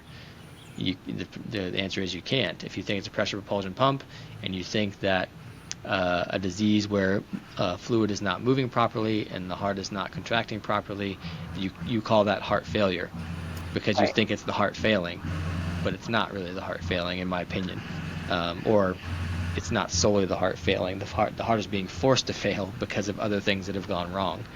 And one of those things is lack of blood flow, which means the heart is being forced to be more of a pressure propulsion pump than it's supposed to be. And that's what's causing this distension of the heart, because it's having to have this pressure and having to push, and that's not what it's really designed or evolved to do. So, yeah, very interesting things there. So like people will say, well, what's the purpose of the heart then, if it's not to pump the blood around the body? And I think there are three, and potentially more, but three that I've found roles of the heart in the body. One is it's a vortex. So if you look at the way the heart contracts and the way that like Francisco Torrent Quast was a scientist who found that the heart is actually one big long band of muscle that's folded up on itself. And so when it gets a signal, the signal goes around like this and the heart contracts like this. It's a spiral like nature. And the inner muscle fibers on the ventricles are like, they're spiral like, they're vortex like, so everything is contracting like in this spiral. And also when blood flows into the heart itself, it's like, put one of those quarters on the thing and it kind of goes around like this, and then it goes down the hole. That's the way the blood flows into the heart. It flows in like that and swirls like that. And then if it goes past the valves, Da Vinci found that when it goes past the valves, it eddies on the other side of the valves. So it's basically this device that interrupts the flow of blood to vortex it. And then when it does do that little bit of pushing to get the blood out, then it twists it. It sends it out like that. And so, which makes sense because that's the way that water is in nature. Water is not sitting still, and if it does sit still, like in a pond, it gets very murky and dirty and not pretty. Whereas if it's flowing, like in a river, or waves crashing on a beach, or evaporation, precipitation, or whatever, water is always moving. The earth is moving water around. It is swishing it around. It's not just moving it. And so when you get a system, even a drain, yeah. Or like when water flows past a rock in a river, it eddies on the other side. Or we have waterfalls. Like it's just the earth is moving water in a swishing around, vortexing type way, because vortexing water in the presence of oxygen is another way to energize the water so that it will become structured water when it gets next to a hydrophilic surface. And the blood always has oxygen in it. Even when it's venous blood, it has oxygen in it still. And so when you do that, like if you put that water in a system of laminar tubes, with very little turbulence, like arteries and veins, then it can become unenergized or stagnant or dead water, so to speak. And this is called I always mess up this word, as oxytrophy of water, like basically the energy that it holds, and it becomes this dead water. There's actually anecdotal stories of people who drink water that's been in a bomb shelter for a long time, just sitting there, and they get very sick when they drink that water. And they assume it's like bacteria or something, but it's maybe because the water doesn't have energy. That's just anecdotal. But so anyways, if you get a system of laminar tubes like arteries and veins, water can become dead. And so you have to have something inserted in there that will swish it around. And that's exactly what the heart is it's vortexing blood. so that it stays energized in the body, so that when it gets into the arteries and veins, it can move itself. When it gets into those capillaries and the swamp where we're getting this interstitial fluid, where where the nutrients go into the tissues and everything like that, the water keeps moving, the blood keeps moving, because of this energy it creates. So that's the first purpose of the heart, and it's to vortex blood. And the second is that there's literature that shows that if we were to exert ourselves and like go exercise or something, that the tissue demand for oxygen and nutrients would be so great in the organs and the muscles and stuff that all the blood, without the heart being there, all the blood would rush over to the arterial side, and the venous side would lose its pressure and collapse, and we would die. And so the heart is there to actually slow the flow of blood on exertion. And there's studies that show this. They've done this in soccer players. They've done these studies that show that when they exert themselves, the heart is actually stopping the flow of blood, and not stopping it, but slowing it. Yeah. So it's just basically this system that slows the flow so that they can maintain pressure between two systems. And they've done experiments where they increase the heart rate artificially. Like, so this person or this whatever, I guess they were using animals, which is laying there not doing anything, and they increased the heart rate without anything else, and the amount of blood moving through the heart didn't change. The heart was just beating faster, right? So the cardiac throughput didn't change. The heart rate did. So that's because it's flow activated. So if you increase blood flow by creating tissue demand or sitting in the sun, if you sit in the sun, your heart rate will increase, right? Because you're the heart is trying to catch up with the flow that's being created. Interesting. So the heart is there to stop the flow of blood. They've actually done they have the exercise induced cardio stress test, hypertrophy, well, not the stress test, but this phenomenon, like endurance athletes have this, the heart tissue is bigger. Because it's exercise induced cardio hypertrophy, so you get this growing. And they were thinking that's because they're using the heart so much, and the heart's a pump, and it's pumping things more, so it gets the muscle bigger. But they actually show in these studies in soccer players that the reason it's bigger is because it's more efficient at stopping the flow of blood, because more blood is coming into it, because they're creating so much demand, so the blood is flowing so much faster, and the heart has to be kind of bigger to catch the flow and stop it, and so it's like a bigger catcher's mitt, so to speak, and that's what they showed in that study. So that's the second reason. And the third role of the heart is that this goes back to ancient times. Like, ancient cultures understood, or they saw the heart as the seat of the soul. And it's like, they were in their heart space, and they're operating from their heart space. And there's ancient Chinese medicine and Egyptian medicine. They were all just like, the heart is the orchestrator of the organs, and it's what syncs everything up. And we now know from Roland McCrady's work that in Heart Math Institute that the heart gives off the biggest electromagnetic field of any organ in the body. And so what gives an organ its electromagnetic field? It's mitochondria. So your mitochondria are these little things that are creating electromagnetic energy. If you concentrate a lot of those in an area, then you get a bigger electromagnetic field. And so the tissues in the body that have the highest amount of mitochondria are heart, brain, and eyes. And the eyes are smaller than the heart and the brain. But the brain's even a little bit bigger than the heart, depending on the person. So why is the heart's electromagnetic field so much bigger? It's because it's vortexing. If you if you create a vortex in an electromagnetic field, it amplifies the field significantly. Which is why I think, and this is just speculation, I don't have anything, but it's why I think that when people with heart failure are much more likely to develop depression. People will say because they're dealing with heart failure, that's a tough disease that continues to progress, and that's why they're depressed. But it also could be because their heart field is shrinking, or is it and they're vice finding versa? it hard. It's chicken or the egg. Yeah, I don't know. But there's also evidence too. Like, speaking of chicken or the egg, like, there's evidence that an electromagnetic field creates a vortex, but also that a vortex creates an amplified electromagnetic field. So which one is it? I don't know. It's very coupled. It's very paired. Yeah. And so that's why the heart has this big field. And this big field is what we reach out into the environment and use to either contact the ether, the consciousness, whatever it is, contact other living things.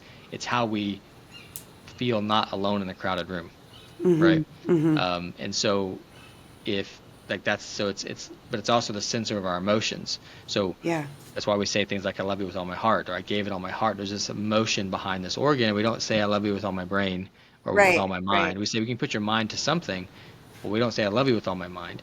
So and this is all proven to me by the studies on heart transplants Yeah. Yeah. because people with heart transplants tend to take on characteristics of the donor. There's some crazy stories about that.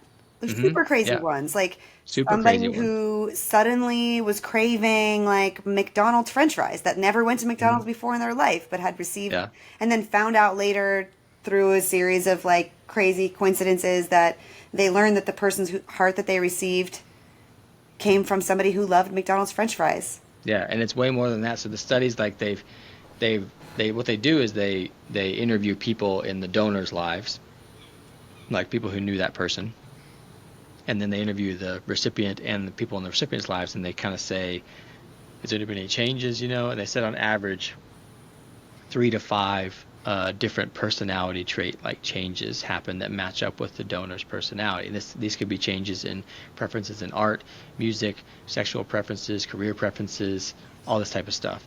And there's one instance where somebody described having kind of flashback type memories or recollections of a bright flash in their face.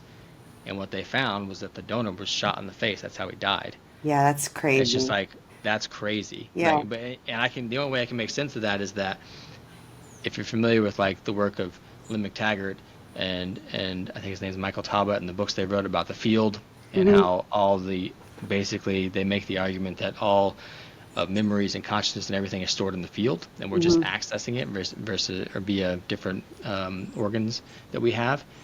If all the memories are stored in the field and the heart's how we access that field, then that would make sense. Or we also know that memories can be stored in the body, Well, in certain tissues. I have uh, Bruce Cryer as a close friend and an official advisor to Japa Health, who was the CEO of the HeartMath Institute for 11 years.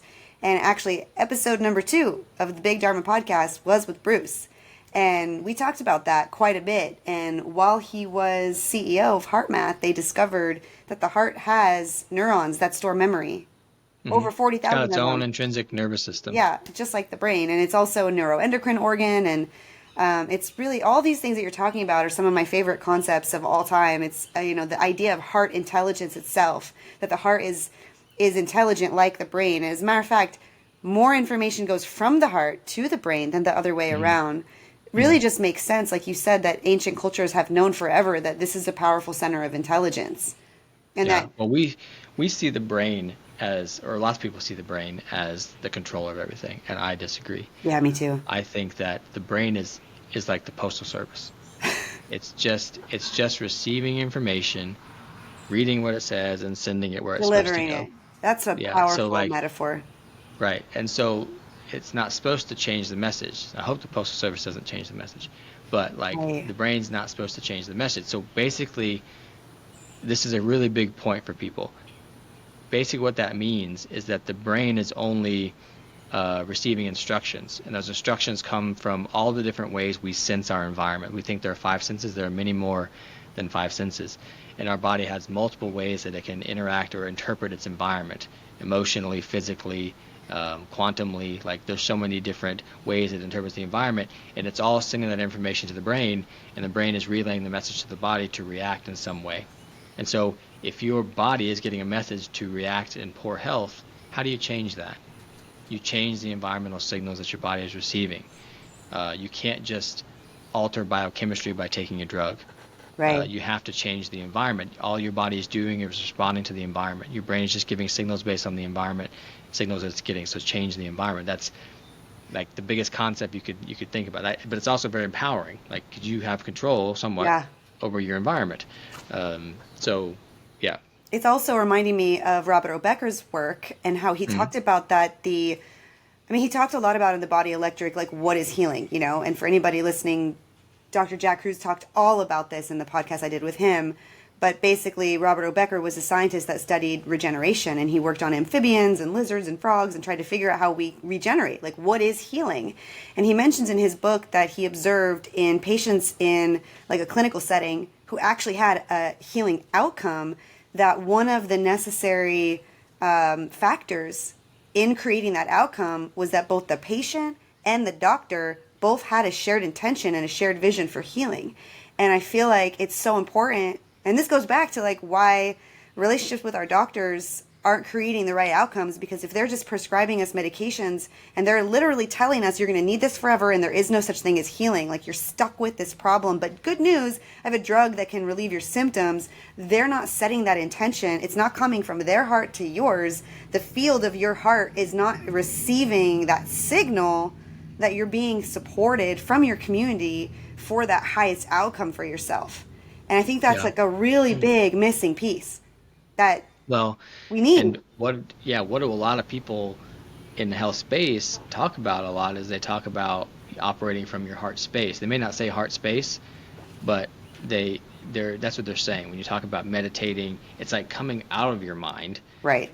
and stop overthinking everything and coming back into this state of knowing, which Plato talked about that in his allegory of the cave, and like this stuff he's talking about this gnosis, this knowing. And it's just like knowing something to be true for you personally without having to provide all this overthinking evidence and all this kind of stuff. You just know this is right. And I think we all have that. We call it intuition. We call it all kinds of stuff. But again, like this has been there's an interesting story behind this, I think, as far as like from the heart perspective, because I told you like all the ancient civilizations, Sumerian, Egyptian, Chinese, Indian, all these ancient civilizations saw the heart as this seat of the soul. It's where you projected yourself out into the environment and interacted with other living things.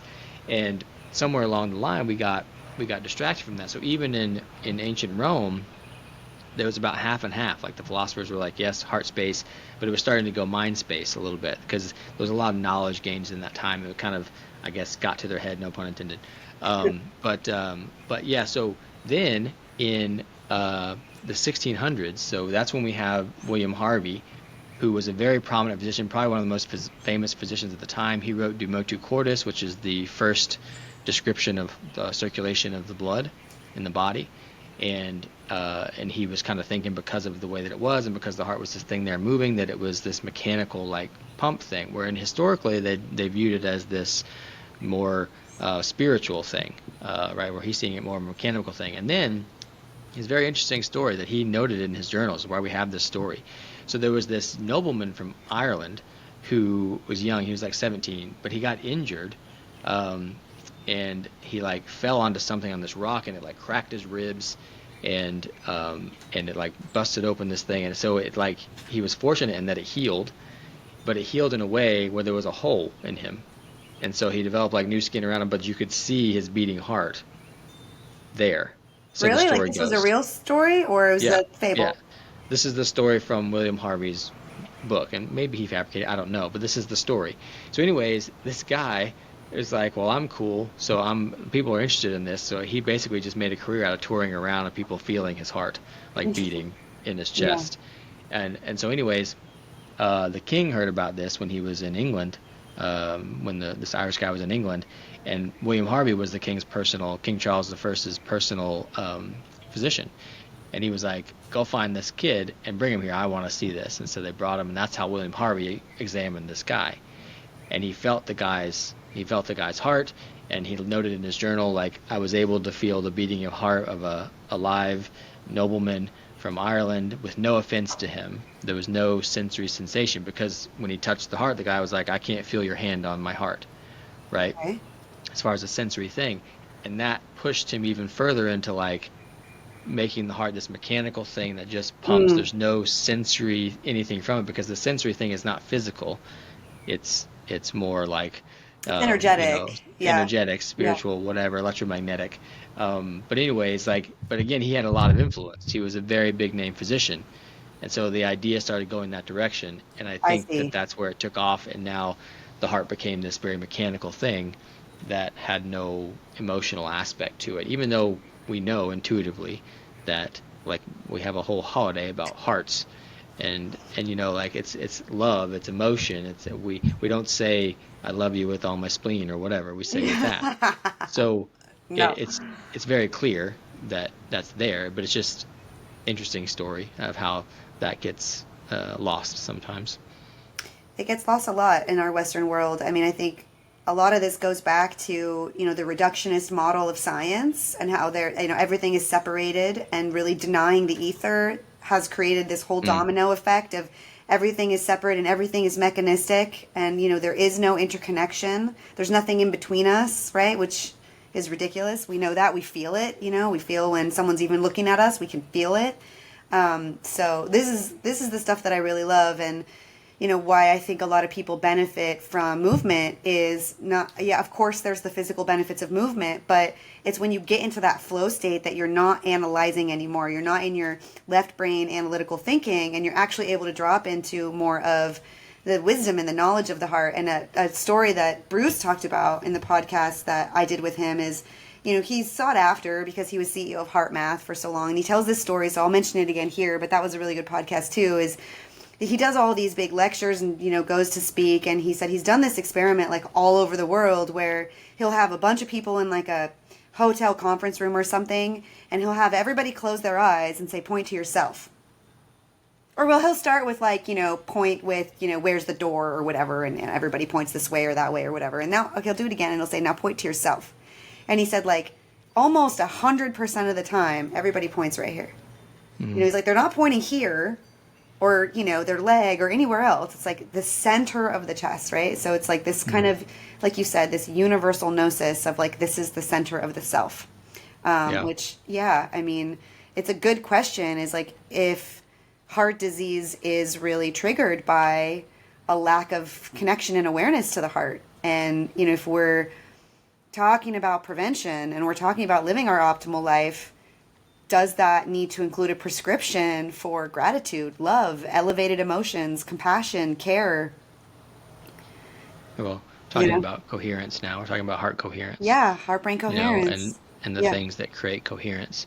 Yeah. And basically, like, the heart is what measures coherence. So coherence is, to me, is just when all aspects of your internal environment and external environment are synced up and communicating efficiently. And so if they're communicating efficiently, then we have coherence, like an orchestra all playing the same sheet music and everything happening on time and everything. Unfortunately, there's many aspects of our modern day environment or past experiences that can interfere with this external or internal coherence, and the heart picks up on that. And so, because the heart is the organ with the biggest electromagnetic field, that makes it the only organ that can touch or sense every cell in the body. There's no other, and because it's so centrally located, then it's kind of the main perceiver of coherence and all the signals. So if your cells aren't communicating well together, from many different things, from poor mitochondrial function and no good electromagnetic field signaling from the mitochondria, or we get scar tissue in the body, so the fascia is not conducting signals and information like it should be. When we get or poor external environmental signals like Wi-Fi and stuff, like these signals that are not compatible to our physiology, or we have toxic relationships we're surrounded by, Hostility. or artificial light or disrupted circadian rhythm. Like, our body's receiving all these signals that are confusing it, and that puts it on high alert, and that's creating, the heart's picking up on that, and we're getting incoherent signals.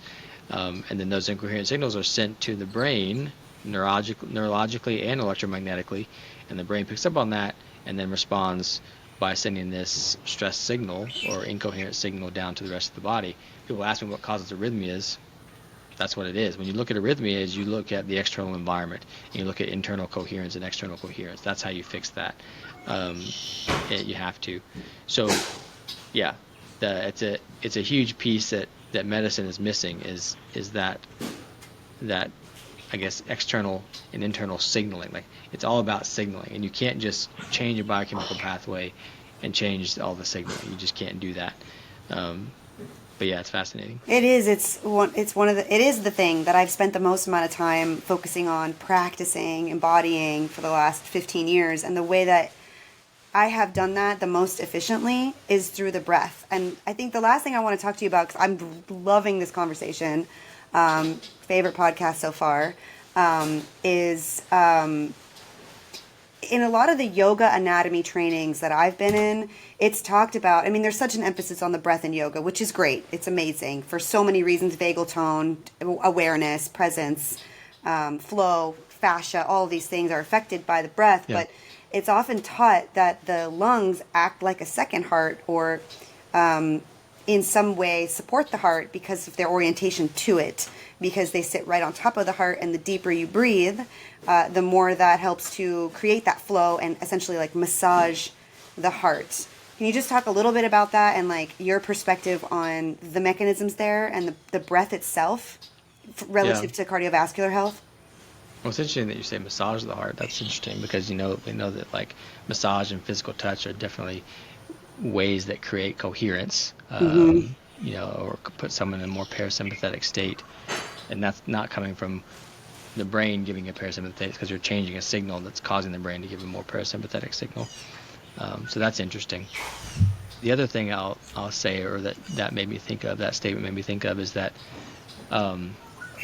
we think of the blood as this fluid that's carrying around oxygen and nutrients and things like that, but it's much more than just that. It's delivering way more than just that. We know that we can put an electrocardiogram lead like on people's toes and still get an echocardiogram. Like we still measure that. So, but we can also measure pressure. We can measure electrical impulse. We can measure temperature. So all this information is conveyed. Like every time the heart, contracts and changes pressure, or gets an electrical signal, or sends off an electromagnetic signal, every time it's contracting. Because every time it's contracting, that's amplifying the field. It's kind of this thing that's happening. It's like this pulse we're sending out into the universe. Anyways, but that, a lot of it is communicated through blood, not just this nutrient delivery. A lot of that energetic information, and there's this fascinating article written called Energy Cardiology that talks about this. That information is sent via the blood, electromagnetically, or through the very conductive salty solution, saline solution that is blood, which is the same salinity as the ocean, which there's no mistake there. That's not a coincidence. But it's funny that the blood leaves the heart and goes directly to the lungs. That's the first place that gets information when the blood is leaving the heart, and it's getting that energetic information in the first place, and then it comes in, and then the lungs send it right back to the heart.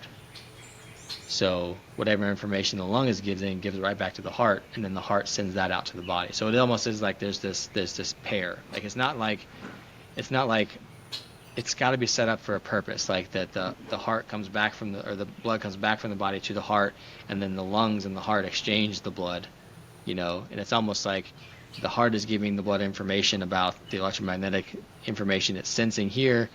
The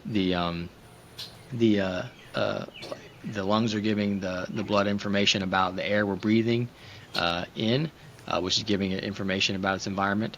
And then they're exchanging it. It goes back to the heart programs that and sends it back out to the rest of the body. So it's like these two are very connected, and that's why we see these rhythms, coherence. You can measure coherence between the breath and the heartbeat. That's a very coupled system.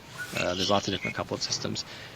So yes, that's very, very relevant, and it's why you can control your heart rate with breathing, and you can slow things down, and you can control a lot of things with breath. But you're also, think of it as information. What information are you giving your body if you start breathing faster for whatever reason? It's interesting. It's super interesting. I mean, I feel like it's definitely not a coincidence that the only two aspects of the autonomic nervous system that are under our conscious control are the breath and the heartbeat.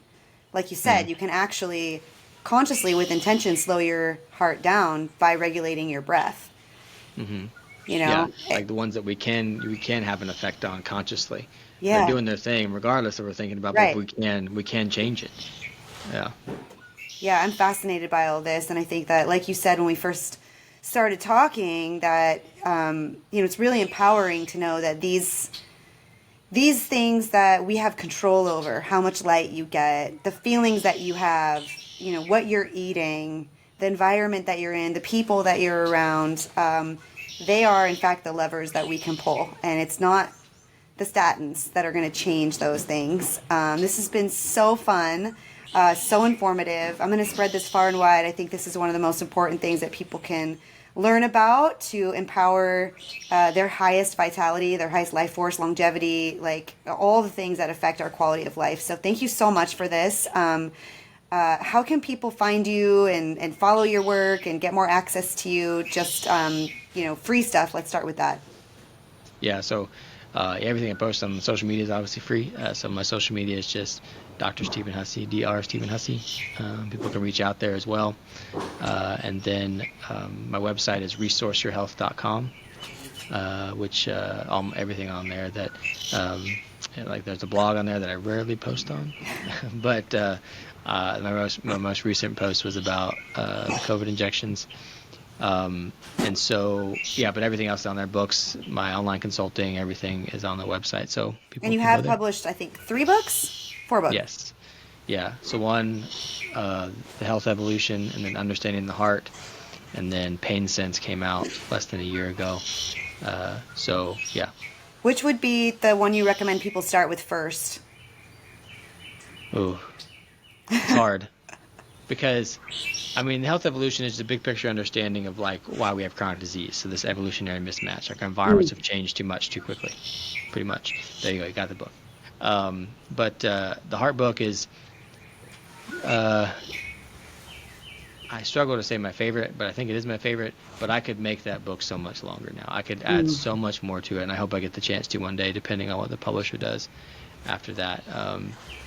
But in the pain book, I really like the pain book too, just because it's a little bit more like that book was birthed from like more personal experiences from me, because I deal with chronic pain every day. It also deals with trauma, coherence, all this stuff like that I wove into that book. So I really like that book too, and it's probably the most developed of my ideas about quantum stuff are in the pain book, just because it's the most recent. But yeah. Awesome. And then you do work with people one-on-one. Yeah.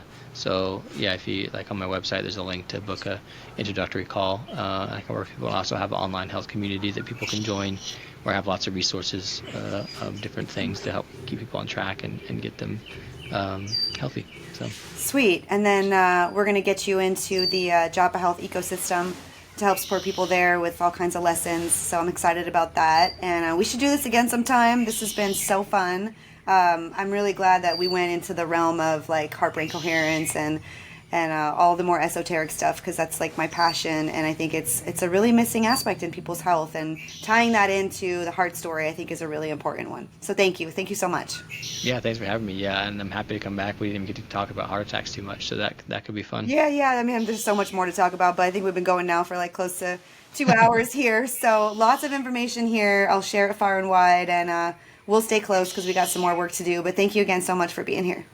Yeah, thanks.